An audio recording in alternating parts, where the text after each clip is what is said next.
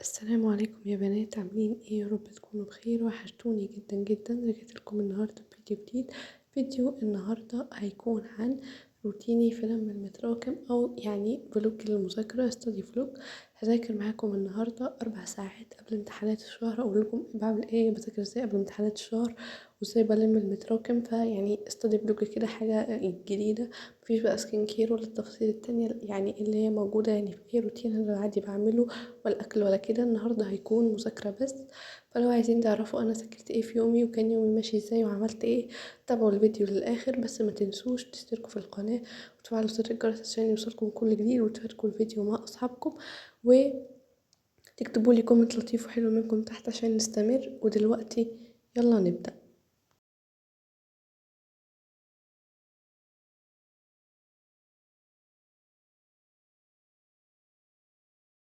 اول حاجه بقى يا بنات ذاكرتها وهي الانجليش. يا جماعه ده كان ريفيو 1، ده على اول 3 يونتس انا كنت مخلصاهم، فكنت براجع عليهم. وكان كاتب هنا يعني اهم الكلمات وكده. طبعا انا حافظه الكلمات اصلا وكده بحفظهم. احفظوا يا جماعه الكلمات بعد كل درس.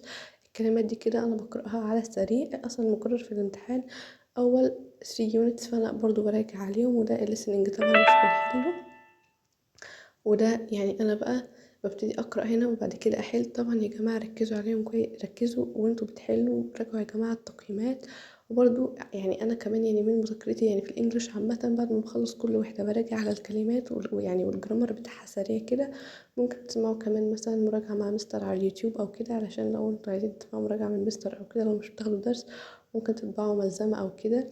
وبرضو يا جماعه اكتبوا باراجرافات كتير، هي يعني ممكن ما تجيش في امتحان الشهر بس بجد هتفيدكم جدا جدا في امتحان اخر السنة. احفظوا برضو الكلمات كويس. لو في مثلا يعني جرامر مش فاهمين او كده ممكن تلخصوه في ورقة او كده. لو في حاجة مش فاهمينها افضلوا ذاكروها كتير علشان تثبت يعني في مخكم او كده، او ما تكونش عندكم فيها اي صعوبة. طبعا يا جماعة انا هنا يعني بدأت احل، كنت يعني لسه ما قريتش البتاع كويس قوي، بس ماشي. طبعا برضو حددوا وقت معين لمذاكرة كل مادة، ودي بجد نصيحة مهمة جدا في فترة الامتحانات.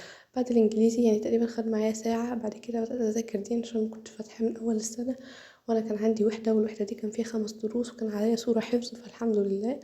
بذاكره يا جماعة كتاب المدرسة، وسلمونا أخيرا الكتاب، فأنا خلاص مش هشتري كتاب خارجي، بذاكره عادي. المقرر عندنا الوحدة الأولى كاملة سورة المنافقون. طبعا يا جماعة أنا أصلا يعني من وأنا صغيرة بحفظ قرآن الحمد لله، فأنا كده كده حافظة الصورة فهرجع عليها. بس أقول لكم دلوقتي كمان ازاي بذاكر دين. أنا هقول لكم مثلا هطبق على الدرس ده بتاع سيرة السيدة فاطمة الزهراء. أول حاجة يا جماعة إن أنا بقرأ الدرس كويس يعني تركيز. انتوا برضو احفظوا الصور والاحاديث ومعاني الحديث والصورة. لو عندكم اي احاديث احفظوها، وممكن انتوا يعني تلخصوا كل الاحاديث مثلا ايه في ورقة او كراسة عشان تراجعوها ليلة الامتحان، لان هي يعني بتيجي ليلة يعني مش بتيجي ليلة الامتحان، يعني بتيجي في الامتحان تكملة او كده. ممكن تسمعوا الصورة مع شيخ على اليوتيوب مثلا او كده.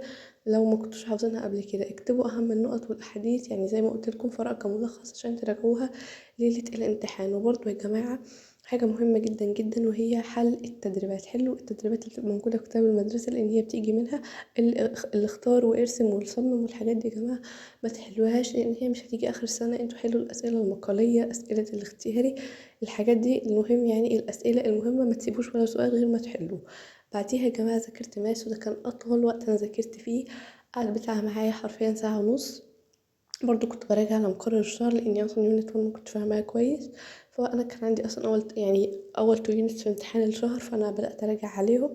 بحل يا جماعه الامتحانات دي. يلا معانا الكتب والكالكوليتور، يلا نبدا. طبعا المعركه اللي مش بتخلص هنا. عندنا الاكتوبر اكزام، عندي في امتحانين هحلهم. حلهم يا جماعه، امتحانات كتاب المعاصر بيجي منها كتير جدا، فانتوا حلهم بجد تستفادوا. طبعا انا في حاجات ما كنتش عارفاها، بس المهم ان انا سبتها وهسال المستر عليها. يعني حلوا التشوز والاساي وكله، ما تسيبوش ولا سؤال غير لما تحلوه، غير لما تفهموه. يعني ممكن كمان يعني لو انتوا مش فاهمين الحل ممكن تجيبوا مستر على اليوتيوب بيحل او كده علشان تفهموا الحل معاه. استخدمت الكالكوليتور برضو يا جماعة عشان دي مهمة جدا. ما ينفعش تكونوا بتذاكروا ماس أو حساب من غير ما يكون معاكم كالكوليتور. طبعا كراسة لحل الإساي أو الأسئلة المقالية الطويلة دي، عشان مش هحشرها هنا زي الفاكتورايز والحاجات اللي كده، وزي الإكس والحاجات دي طبعا بتبقى محتاجة ستيبس. فأنا بعملها في الكراسة هنا على طول، بعمل الإجابة النهائية. يا جماعة السؤال ده مكنتش عارفاه، نمبر 6 ده كانوا امتحانين خدوا مني تقريبا ساعة. او كده. يعني برضو خدت مراجعة سريعة كده على اول يعني 2 units. بجد يا جماعة تعبت اوي بعد الماس، حسيت ان خلاص انا تعبت، خدت استراحة كده بريك نص ساعة، وبعد كده رجعت اكمل اقول لكم كمان ذاكرت ايه. ممكن زي ما قلت لكم ممكن تسمعوا مراجعة على اليوتيوب مع مستر، تطبعوا ملازم او كده. سوري صبحين يا جماعة، كانت غلطة من التصوير معلش. المهم دلوقتي يعني تمام، بحل برضو الامتحان ده. اتأكدوا يا جماعة من الحل في الجايد انسر على كل الحاجات اللي انتوا يعني حلتوها وكده. بعد كده بقى يا جماعة اخر حاجة ذاكرتها النهاردة وهي عربي. حليت امتحانات عربي لمراجعة الشهر. يعني من كتاب الامتحان كان على المقرر شهر اكتوبر امتحانين. احنا المقرر عندنا يا جماعة اول وحدة كاملة فيها اللي هي المعرب والمبني من الاسماء، والمعرب والمبني من الافعال، والالف اللينة في الافعال والاسماء. وكان جايب اللي هو وصف المكان، ده كان مكرر. واول وحدة كلها اللي هي فيها طبعا عبور المستقبل ومحمد مبروك والحاجات دي. اي حد يا جماعة اي حد بيتفرج عليا في تانية اعدادي هيعرف الكلام اللي انا بقوله ده. المهم يا جماعة انا بدأت قرأت القطعة، بعد كده بدأت احل عليها. ركزوا كويس يا جماعة في النحو، في الإملاء وفي المعاني، وما تتسرعوش وحلوا بالراحة يا جماعة. المستر ده تحفة جدا، اسمه أسامة أبو سعود. يعني أنا لسه مستكشفاه من كام يوم كده. فظيع يا جماعة بجد، اسمعوا معاه شرحه تحفة جدا. ويعني وبيعمل مراجعات، وبجد النحو بيفهمه حلو جدا. هنا يا جماعة طبعا بدأنا في النحو يعني، ويا ريتنا ما بدأنا. اعرب طبعا ما تحته خط، الحاجة الوحيدة اللي يعني تخلي الواحد ينقص في الامتحان الحمد لله. المهم يا جماعة بعد ما حليت النحو طبعا كان في سؤال تعبير تحت. التعبير يا جماعة سهل، اتدربوا عليه بس كتير وانتوا هتلاقوه سهل. واكتبوا طبعا ايه يعني كذا تعبير طول السنة. والخط ده اصلا يا جماعة درجته مضمونة، فما حدش هيتدرب على الخط، ولا أنا اصلا يعني بكتبه وانا بحل امتحانات اصلا. بس كده يا بنات، ده كان فيديو النهاردة، اتمنى يكون عجبكم واستفدتوا بيه. ولو عجبكم ما تنسوش تحطوا لايك وتكتبوا لي كومنت لطيف وحلو منكم وافكار للفيديوهات الجديدة، وتشاركوا الفيديو ده مع اصحابكم عشان الكل يستفيد والكل يتشجع والكل يقوم يذاكر. ولو انتم مراكمين عليكم حاجة دلوقتي مفيش وقت، قوموا يلا ذاكروا، مستنيين ايه؟ وبس اشوفكم في فيديو جديد. باي.